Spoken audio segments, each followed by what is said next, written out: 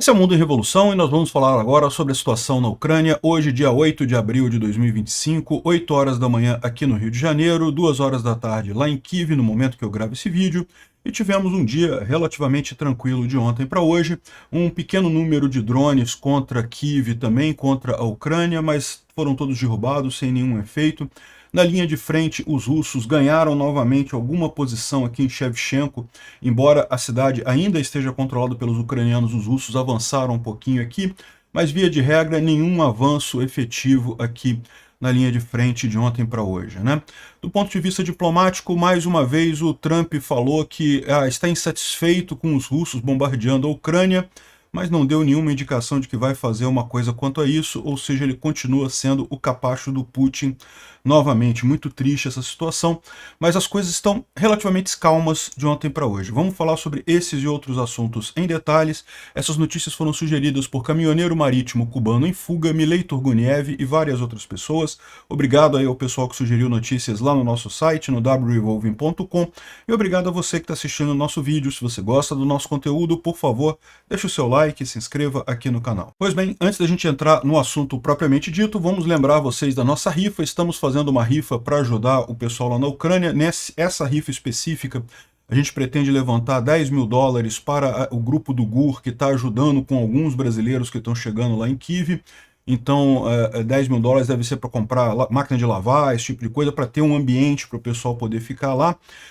Para dar um auxílio temporário, tá? Porque o pessoal que chega lá em Kiev, até assinar com o Ministério da Defesa, tem um hiato aí que em torno de 2 semanas, pode ser mais, e nesse meio tempo a pessoa não tem muito onde ficar lá em Kiev, né? E daí o pessoal tem ajudado nisso daqui. O que a gente puder fazer para ajudar, a gente vai fazer para ajudar. Lembro a vocês que $10 mil não é tanto dinheiro assim, se você considerar a quantidade de gente que está indo para lá, então é só para ajudinha mesmo, tá? Ajudinha mínima mesmo. Enfim, a gente está rifando esse capacete aqui, que é um capacete russo, um troféu de guerra, né? Foi tomado pelos ucranianos em algum lugar próximo de Bakhmut já há algum tempo. Tem outros prêmios aqui, uma luminária. Aliás, quem não quiser, quem ganhar o capacete não quiser o capacete, pode trocar por uma luminária também. Eu entendo que como o capacete é um troféu de guerra, pode ter gente que prefere não ter isso em casa, perfeito. E não se preocupe, em segundo lugar, porque eu tenho 2 luminárias, então eu tenho uma para dar para o primeiro lugar e o segundo continua com a luminária também. Tem outros brindes aqui, eu vou deixar o link dessa thread aqui no Twitter, para quem quiser saber detalhes dos outros prêmios, né? A gente já está com 55% dos números vendidos, mais da metade dos números já estão vendidos. E ainda faltam mais de 10 dias, 11 dias para o nosso sorteio, que vai ser no dia 19, no sábado, dia 19, às 7 da tarde. Tá? Eu não posso transmitir o sorteio pelo YouTube, porque o YouTube proíbe sorteios. Mas o que eu faço, geralmente, eu gravo um vídeo de eu fazendo o sorteio e publico na própria thread aqui do Twitter, para quem quiser ver, acompanhar o sorteio, vai estar o vídeo do sorteio aqui, né? E daí eu mando os prêmios para quem ganhar pelos correios. É muito importante que você coloque o seu e-mail correto e o seu telefone correto para eu ter como entrar em contato com você caso você ganhe algum dos prêmios aqui na hora de comprar. Eu agradeço a todo mundo que já doou, e você que quer ajudar a Ucrânia, por favor, não deixe de comparecer aqui na nossa rifa, não deixe de comprar o seu número para ajudar o pessoal lá na Ucrânia, né? Bom, falando sobre a situação lá na Ucrânia, foi uma noite relativamente calma, tá? Foram 46 drones Shahid, 9 foram derrubados pela defesa antiaérea ucraniana, outros 31 por guerra eletrônica. Um pequeno número ainda atingiu alguma coisa, mas foi realmente um ataque pequeno. A gente não sabe se a Rússia realmente tá mais quieta agora, o Trump realmente puxou a orelha do Putin e conseguiu que ele reduzisse os ataques, ou se, na verdade, eles estão ficando sem drone no final das contas. A gente vai ver que a propaganda russa já está vendendo a história de que o Putin ganhou a guerra, tá? Ganhou a guerra contra os Estados Unidos recuaram, segundo dizem os propagandistas do Trump. Muito engraçado isso, vamos falar sobre isso daqui a pouco. Bom, o Zelensky está falando aqui, como eu falei, não teve grandes novidades na linha de frente, pequenos avanços em alguns lugares aqui, mas nada significativo.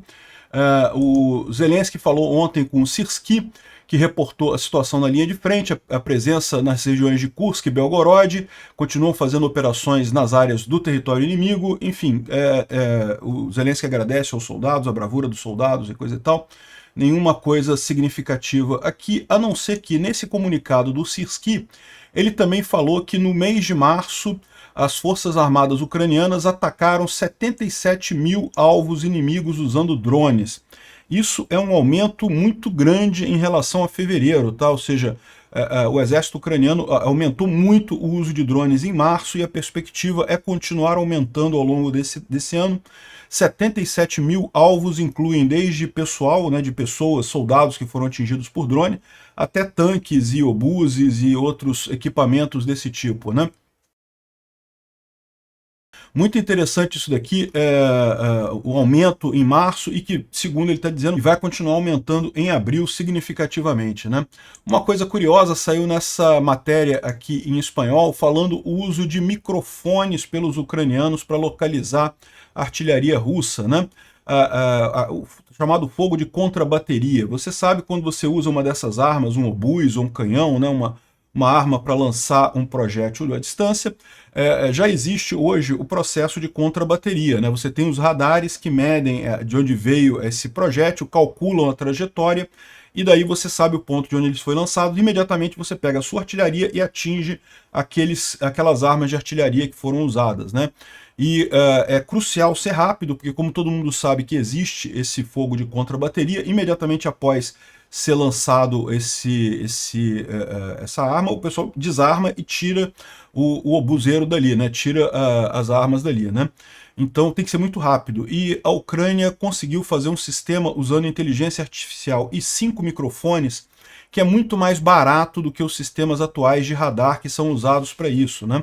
Tem uma vantagem enorme nesse esquema, porque o radar ele é ativo, ele manda a onda de rádio para ver onde é que está vindo o projétil e calcular a trajetória do projétil. Normalmente, isso era muito mais preciso. O microfone chegou a ser usado lá na Primeira, Segunda Guerra Mundial, chegou a ser usado o microfone para saber de onde é que vinha o tiro de obus, né, e aí calcular a trajetória, mas só que o que se percebeu é que isso era muito impreciso, e aí você não conseguia atingir exatamente a origem do sistema, né? Com os radares mais modernos, isso passou a ser muito mais preciso, você consegue fazer o fogo de contrabateria, mas tem um porém. O radar é muito caro e o radar também tem um outro problema, que quando você liga o radar, ele meio que informa a posição dele, porque ele emite ondas de rádio. Então, ele também se torna um alvo de ataque da artilharia inimiga. Então, você, na hora de usar um radar para fazer o fogo de contrabateria, você arrisca perder o radar, e o radar é uma coisa cara. Então, os ucranianos, mais uma vez, vieram com poder computacional e inteligência artificial, usando microfones. De novo, uma técnica antiga que não funcionava bem antigamente, porque você não tinha a capacidade de processamento que você tem hoje, né? Mas agora, com a capacidade de processamento e com inteligência artificial, você consegue fazer um resultado tão bom quanto um sistema de radar com microfones, que tem essas duas vantagens. Eles são muito mais baratos, e eles são passivos, né? O microfone ele não emite nada, então o inimigo não sabe que você tem um radar operando ali, que você tem uma maneira de detectar de onde está vindo o fogo de artilharia dele. Então, né, você tem duas vantagens aí, o preço e essa questão, né? É mais um exemplo aí da descentralização de como é que você consegue fazer com a informação disponível que a gente tem hoje, né, com os sistemas de informação, com a tecnologia que a gente tem hoje, você consegue diminuir a vantagem dos equipamentos bélicos mais avançados, né? É lógico, um fogo de artilharia continua sendo muito mais potente que qualquer outra coisa, mas você começa a ter soluções que acabam barateando o custo total, e isso para a Ucrânia é extremamente significativo, né? Porque equaliza. Esse tipo de coisa a Rússia pode fazer também. Só que a Rússia tem muito mais radares do que a Ucrânia, né? Então, ou seja, isso para a Rússia não é tanta vantagem quanto é para a Ucrânia. No final das contas, os dois lados vão ter vantagem, mas a Ucrânia vai ter muito mais vantagem, vai sair mais barato, né? Toda guerra, com o passar do tempo, se torna uma guerra econômica, se torna uma guerra de quem consegue sobreviver mais tempo, com mais soluções mais baratas, gastando menos que o inimigo. Se o seu inimigo está gastando muito dinheiro para fazer a guerra e você está gastando menos dinheiro que o seu inimigo, inevitavelmente ele vai quebrar primeiro. Essa é a situação de guerra, em qualquer guerra, na verdade, no longo prazo. E essas soluções tecnológicas, barateando a guerra, acabam ajudando muito mais a Ucrânia do que a Rússia, né? Como a gente falou ontem, a Rússia ainda tem outros problemas com relação ao petróleo, que está caindo muito com as tarifas do Trump, né?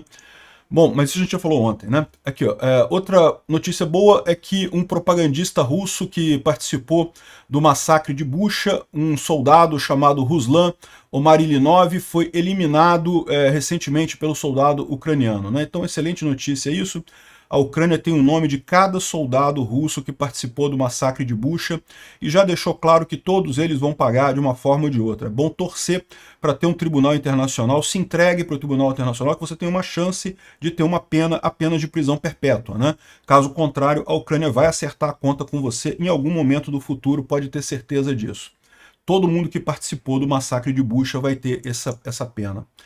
Outra coisa interessante foi que os ucranianos destruíram, ou alguma coisa destruiu, a linha de alimentação energética da usina nuclear de Kursk, né? A linha foi desligada devido a uma explosão na linha de alta voltagem, né?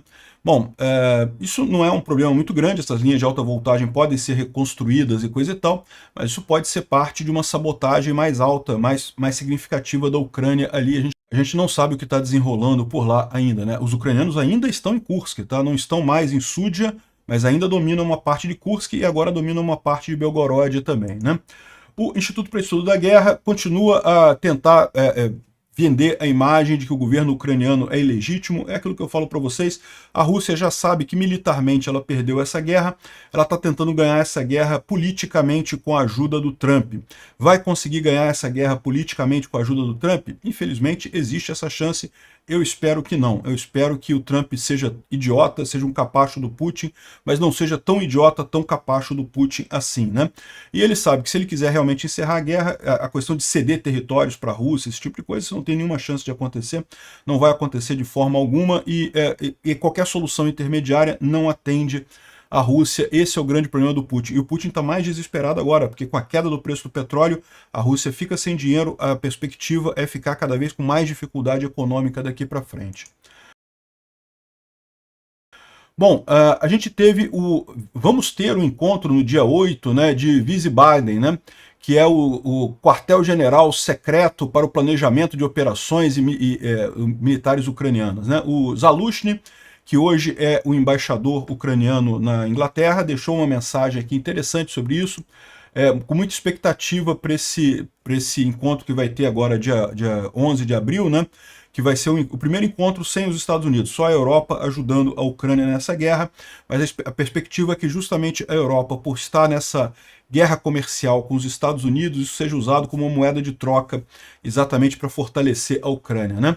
Na última semana, teve um monte de conversa sobre Wiesbaden. Esses quartéis-generais realmente se tornaram a nossa arma secreta, junto com nossos parceiros, em planejar operações e definir requerimentos para sua execução. E deixa eu levantar um pouco a cortina sobre como isso foi criado.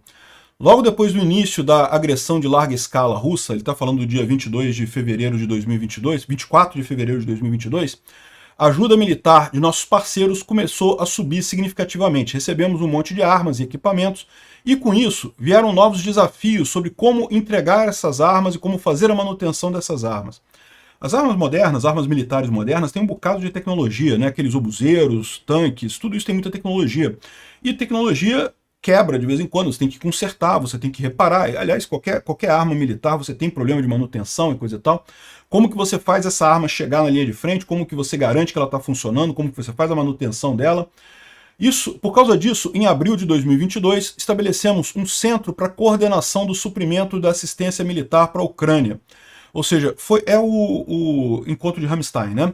Foi inicialmente baseado no quartel-general dos Estados Unidos, lá em Stuttgart. Ramstein, a base aérea de Ramstein, e depois de algum tempo, esse quartel-general continuou seu trabalho em Wiesbaden. Depois disso, nós percebemos que precisávamos de um quartel operacional com nossos parceiros, um que pudesse verificar a necessidade de armas e equipamentos baseados em planejamento operacional.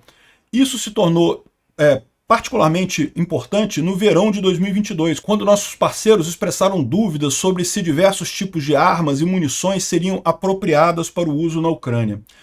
Então foi quando surgiu a ideia de você criar esse quartel-general operacional baseado em logística que iria analisar, planejar as operações das Forças Armadas ucranianas de acordo com a OTAN, de acordo com os padrões da OTAN, e atender as necessidades esperadas, né?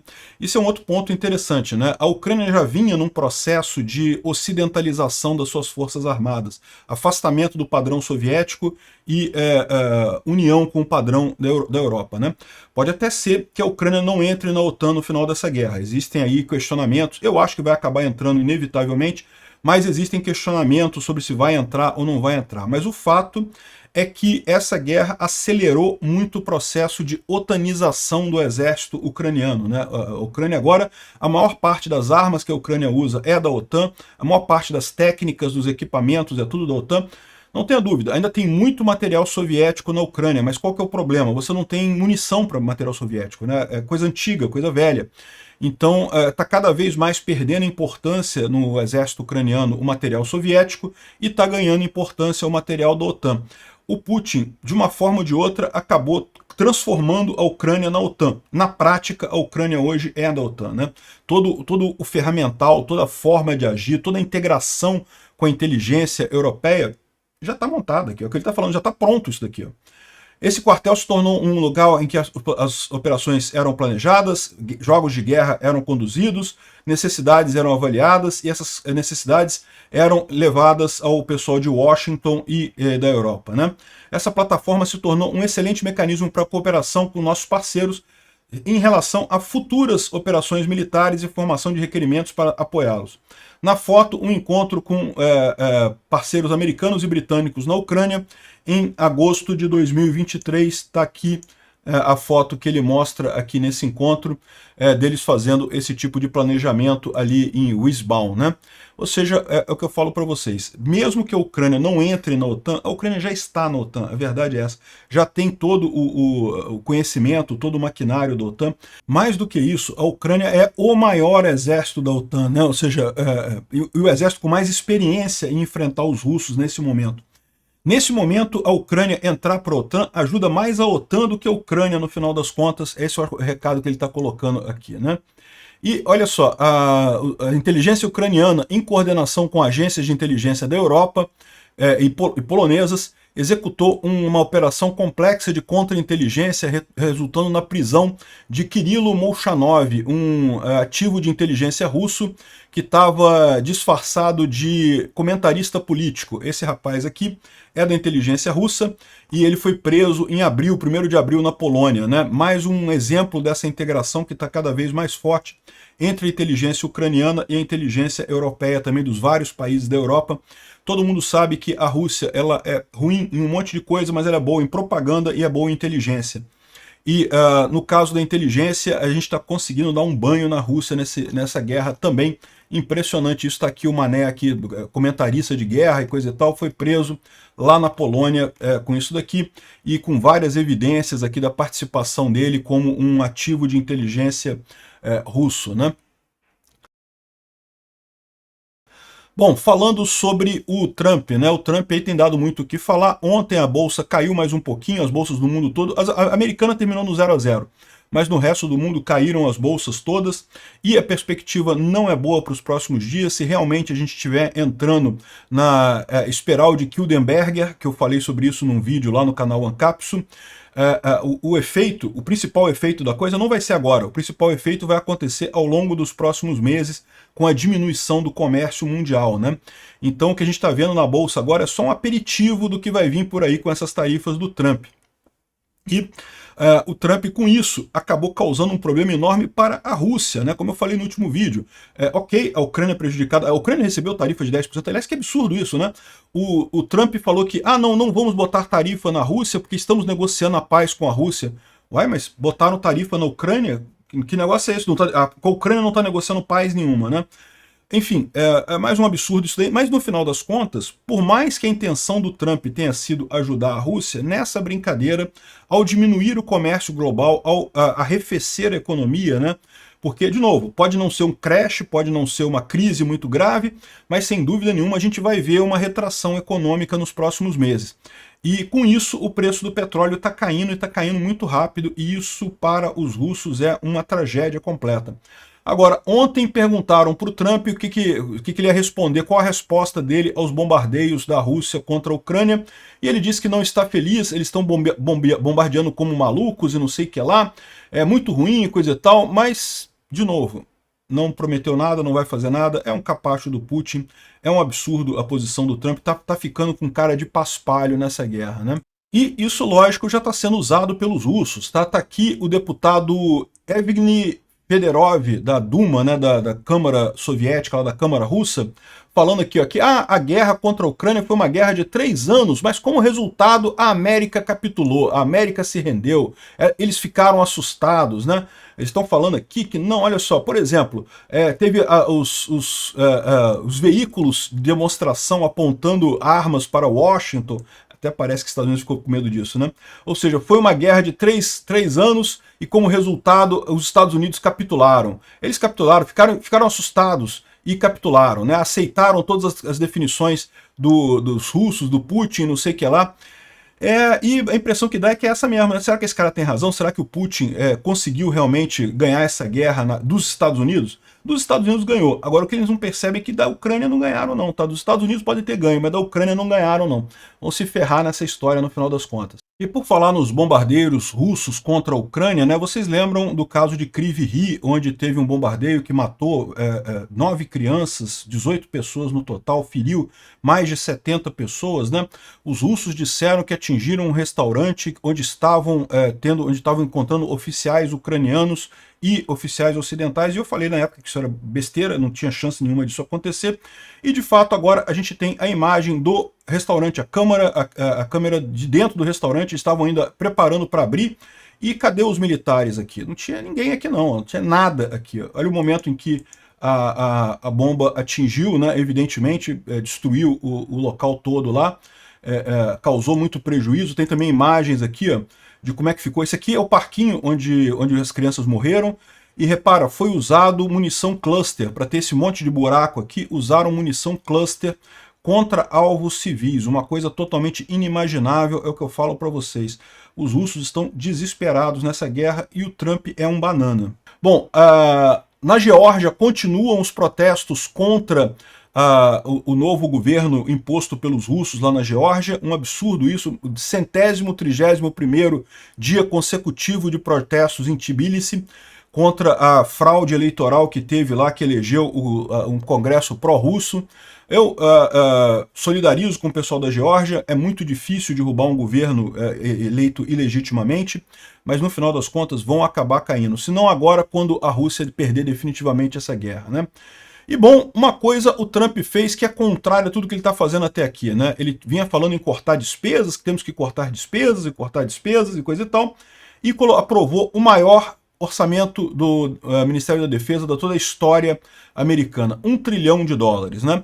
E o chato dessa história é que muito provavelmente esse dinheiro vai ser muito menos eficiente no final das contas do que seria se desse mais 60 bilhões para a Ucrânia. 60 bilhões na mão da Ucrânia ia ser muito mais eficiente para os objetivos militares americanos do que $1 trilhão gasto com as próprias forças armadas americanas, que isso daí vai acabar muita coisa em corrupção, vai acabar muita coisa em ineficiência, porque eles não têm de fato a visão da guerra, eles não estão enfrentando a guerra, não estão enfrentando a Rússia diretamente.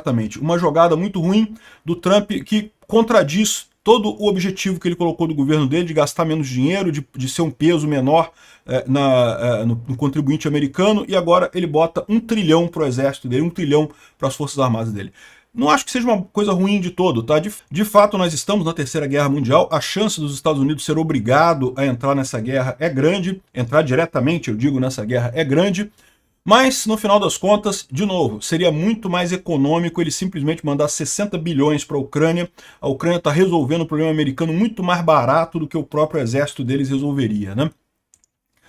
Bom, e outra notícia interessante que saiu ontem foi a descoberta de dispositivos de espionagem perto de submarinos ingleses, né? Parece que os oligarcas russos, usando seus iates, estavam jogando dispositivos de espionagem nas águas inglesas. Na Inglaterra até bem pouco tempo atrás tinha um programa de Golden Visa que era muito usado por oligarcas russos, né, que saíam da Rússia e iam para a Inglaterra para fugir da Rússia, porque a Rússia é um lixo, né? Então o pessoal ia muito para a Inglaterra, e agora muitos desses oligarcas estão fazendo serviço para o governo russo, espionando a Inglaterra, né? E a Inglaterra parou com isso, já não tem mais esse Golden Visa. Curiosamente, o Trump está oferecendo agora um Golden Visa também para os oligarcas russos irem para os Estados Unidos espionarem com mais facilidade os militares americanos, né? Fazer o quê, né? É isso daí. Tá aqui os iates dos oligarcas russos na Europa. Obrigado por assistir o vídeo até o final. Se gostou do conteúdo, não esqueça de deixar o seu like, isso ajuda o canal a crescer e a chegar para mais gente. Se não gostou, deixe o dislike e explique nos comentários como podemos melhorar. Comente também sugestões de temas que podemos trazer por aqui. Comentários insultuosos ou defendendo ditaduras e criminosos de guerra serão sumariamente bloqueados. Agradeço a compreensão. Se ainda não é inscrito no canal, considere se inscrever clicando no botão inscrever-se abaixo e marcando a campainha para todos os avisos. Se quiser ajudar o canal, veja no nosso site como você pode fazer isso.